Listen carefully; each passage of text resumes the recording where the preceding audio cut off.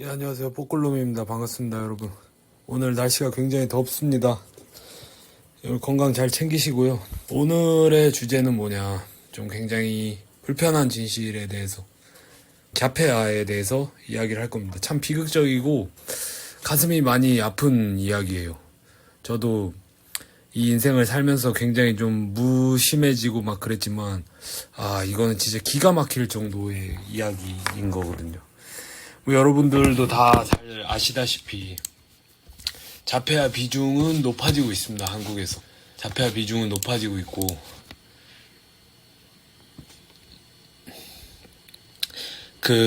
우리는 이제 자폐아 비중이 높아지고 있다는 것만 사실 알고 있어요. 뭐 힘들겠지 뭐 이렇게 거기서 멈춰 있죠.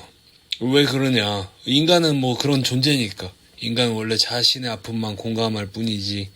그래서 힘들겠지만 뭐 돈도 많으니까 뭐 만화가의 자식처럼 아프지만 뭐 잘 살겠지 뭐 이렇게 생각을 해요. 근데 사실 저는 이제 항상 그런 가족들을 볼 때마다 좀 두려웠어요. 왜냐면 그 가족들, 저 사람들이, 그러니까 아이뿐만이 아니라 진짜 주변 사람들이 완전히 진짜 지옥 속에 살고 있을 거거든요. 행복할 때도 있지만 보통보다는 훨씬 힘들 겁니다. 난이도가. 근데 그게 이제 아이가 잘못한 것은 당연히 아니죠. 아이는 솔직히 태어난 게 잘못이라고 하면은 어떻게 세상을 살아가겠습니까? 태어난 것은 잘못이 아니지만, 물론 이제 저는 어떤 생각까지 했냐, 어떤 생각을 제가 했냐.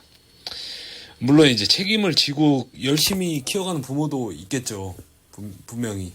그런 부모도 지금 많이 있고, 몇십 년간 키워온 사람들도 많을 거고. 근데 그런 사람들만 있을까? 아니라는 거죠. 그런 사람들만 있는 게 아니잖아요.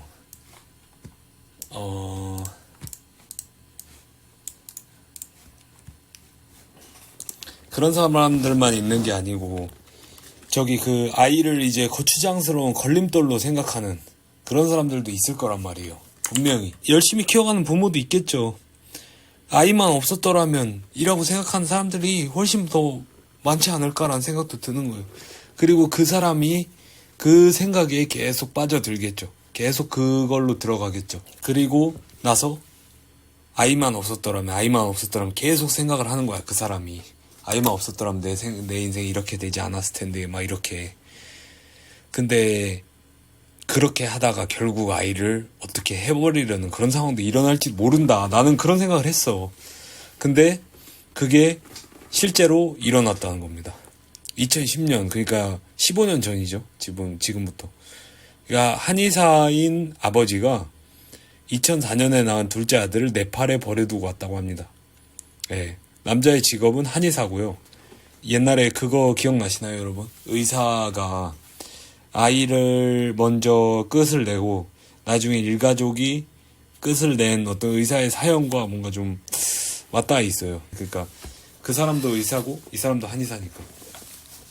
아무튼 이 비정한 아버지의 행태가 상당히 기괴합니다. 무섭고 자식한테 이럴 수 있나 싶을 정도의 행태를 보여주는데요. 그러니까 때는 이제 2010년이면 얘가 유치원생이죠. 만 나이로 6살이면 유치원생, 초등학생 정도 되는 나이에 7월이랑 12월 두 차례 네팔에 친아들을 홀로 둔 채 귀국을 합니다. 예, 아동 유기죠. 근데 참 너무 슬픈 건 뭐냐면 아이가 또 다시 돌아왔는데 또 버려졌다는 거예요. 예. 이 7월에 버려진 뒤에 12월에 또 가서, 이 12월에 가기 전에도 어느 정도 얘도 눈치를 챘겠죠. 아무리 뭐 자폐라고 해도 그걸 모르진 않겠죠. 근데 그 기분이 어땠을까 싶은 거예요, 저는. 어떤 7월에 버려진 뒤에 아버지가 네팔 가자 그래서 또 따라가잖아요. 아이가 무슨 힘이 있겠어요. 그러고 따라가잖아. 그리고 12월에 그 겨울에 또다시 버려졌던 애 기분은 어땠을까 도대체. 아니 진짜 틀포티 새끼들은 진짜 사람이 먼저라고 막 연병은 해대면서 왜 자기 자식은 안 챙기나. 그런 모순을 견뎌야 틀포티가 될 수 있는 것인가 하기도 하고. 그런데 아무튼 이 아들이, 둘째 아들이 현지인의 도움으로, 돌아옵니다. 한국으로 다시. 참 비극이죠, 근데. 현지인은 좋은 마음으로 도와줬겠죠. 아마 상상도 못했겠죠. 아버지가 아들을 그냥 버리고 간 거란 걸 어떻게 상상을 합니까? 현지인 머리로. 어쨌든 아들은 그렇게 환영을 못 받으면서 집에 돌아옵니다. 다시. 그러니까 네팔에서도. 그러니까 2번 돌아온 거죠. 네팔에서. 7월에 갔다가 또 돌아오고, 12월에 갔다가 또 돌아오고. 그런데 아버지가, 이제 전략을 바꿔요. 이 아버지가 보통이 아닙니다. 네팔에서 계속 돌아오니까, 필리핀으로 눈을 돌려요. 필리핀이 좀 더 위험할까요? 뭐 모르겠네, 그거는. 아무튼 근데 이게 한의사인 값을 하는데, 이 아버지가 이제 전략을 바꾸는데 이 전략이 상당히 이제 지능적인 태도를 보입니다. 그러니까 우리 약간 마치 뭐냐면 이제 약간 우리 사회 속에 이 인텔리한 놈들 있잖아요. 펜 때 많이 굴리는 새끼들. 그 새끼들의 이제 비정한 어떤 인성을 보여주는 것 같아요. 예, 상당히 지능적입니다. 그리고, 무정하고, 굉장히 이제 사이코패스, 나르시시스트 느낌이 좀 들어요. 나르시시스트는 뭐 아닌 것 같고, 사이코패스 같은 느낌이 진짜 들어요. 뭐, 진짜 무서워. 왜냐, 아버지는 어떤 방식으로 필리핀에 애를 버리고 오냐면, 우선 사전에 인터넷으로 필리핀에 거주하는 선교사 주소를 검색을 해요. 거기부터가 일단 용의 주도해.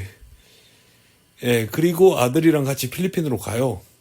그리고 필리핀 선교사한테 3,500만 원을 기부를 해요. 예, 그리고 필리핀 여성과 낳은 코피노라고 하면서 애를 넘겨버려. 와, 진짜. 근데 이 받은 선교사란 사람도 진짜 제정신이 아닌 것 같기도 하고. 아닌가. 또 돈 주고 아이도 하면은 뭐 받는 건가. 모르겠습니다. 근데 그거는. 거기까지는 판단하지 맙시다. 또 종교의 영역까지는. 아무튼 근데 대단한 아버지예요. 여러모로 진짜 대단하고 소름 끼칩니다. 예. 근데 여기서 끝나는 게 아니라 그냥 필리핀에 코피노라고 넘겨버리는 거에서 끝나는 게 아니에요. 그냥 그건 의심이 되잖아요, 애가. 근데, 책 잡히지 않을 어떤 자기 알리바이를 형성을 해놔요. 왜 그러냐면, 6개월 전에, 코피노 느낌 나게 개명도 시키고, 선교사가 혹시나 한국으로 보낼까봐 아들의 여권도 선교사한테 넘기지 않아요. 대한민국 여권도. 그리고 한국 돌아오자마자 연락처도 변경해요. 예. 완전 계획범죄죠, 완전히. 느낌새를 느낀 필리핀 선교사가 연락을 시도했는데 4년간 연락을 두절됐어요.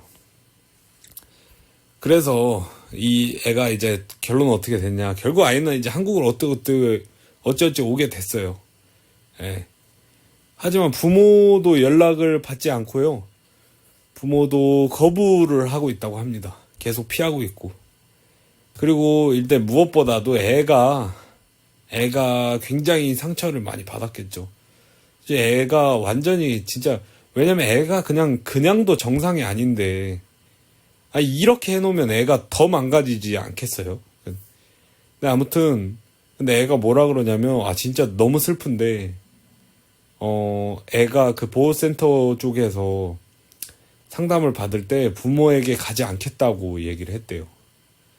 왜냐면 또 다른 나라로 데려가서, 자기를 버릴 거라면서 부모에게 보내지 말아달라고 얘기했다고 합니다. 예. 야, 이게 진짜 그러니까 드라마는 픽션을 이길 수 없다고 어떻게 정말 그러니까 우리가 막 아무리 뭐 악한 생각을 하고 해도 역시 영포티의 어떤 재능은 따라갈 수가 없는 것 같다. 근데 아이는 아무튼 충격과 그 과정 속에서 조현병 증상 앓게 됐고요. 근데 제가 보니까 솔직히 얘기해서 한쪽 눈도 실명했다고 합니다. 근데 제가 보니까 아니 솔직히 근데 애가 막 완전 진짜 완전 심한 중증 자폐는 아닌 것 같은데 아닌가? 왜 이렇게까지 했지? 도대체 한의사면은 그래도 뭐 돈을 아예 못 벌지는 않잖아요. 돈 잘 벌지 않나 한의사? 그래도 저는 진짜 지옥이 있다면 이게 아닐까 정말로 이 이상의 지옥이 있을까 싶네요. 그래서 뭐 저는 무슨 말을 하고 싶냐, 솔직히 조심해야 한다라는 말씀을 드리고 싶어요. 그러니까 여러분도 이제 만약에 출산을 하거나 하실 때 여자가 아니라 그러니까 여자가 이제 결혼을 해서 뭐 출산을 하거나 할 거 아니에요. 그러니까 건강하게 출산하는 것에 대한 어느 정도 감사함도 있어야 되고 건강하게 출산하기 위한 노력도 해야 된다는 겁니다. 그리고 저도 너무 이제 여기 아버지만 욕했는데 이 아버지도 오죽하면 그런 짓을 벌였겠는가 라는 생각도 해봐요. 왜냐면 뭐 한의사도 어찌 보면 의사니까 이 아버지도 어느 정도 견적을 왁구로 한번 짜봤겠죠. 그리고 이제 미래가 보이고 그 미래가 이제 너무 암울하고 하니까 이러한 미친 짓거리를 진짜 벌인 거 아닌가. 어떤 사람으로서가 아니라 사람도 사람인데 아버지로서 이런 짓을 어떻게 할 수 있는지 진짜 정말 어질어질한 수준이고. 근데 아무리 그래도 좀 심합니다. 근데 아무리 중증 자폐라고 해도 예. 그리고 아이의 삶도 얼마나 이제 앞으로 힘들겠습니까? 앞으로도 예. 비극입니다. 진짜로 마음이 먹먹해요. 근데 정말로 정말 안타까운 마음만 드네요. 그래서 우리는 뭐 어떤 정답으로 가야 되냐, 솔직히 답을 낼 수가 없어요. 답을 낼 수 있을 만한 어떤 그런 간단한 문제가 아니에요. 그냥 제가 말씀드리고 싶은 건 그나마 이제 자폐나 기형아의 확률을 높이는 술, 담배나 노산을 최대한 피하자. 정말 이렇게까지 가정이 아니라 거의 그냥 솔직히 그냥 야생 짐승만도 못하죠. 솔직히 짐승도 자기 새끼를 아니지 짐승 같은 거지. 왜냐면 짐승이 그 죽을 만한 개체, 약한 개체는 안 돌보니까 완전히 진짜 야생스러운 이런 행태가 되니까 우리가 인간으로서 살고 싶고 사랑하는 아버지가 되고 싶으면 정말 아들을 딸을 정말 사랑하는 아버지가 되고 싶으면 미리 노력을 많이 하자. 그리고 노산을 피하자. 물론 노산은 여러분이 아니라 그분들이죠. 피하자. 감사합니다.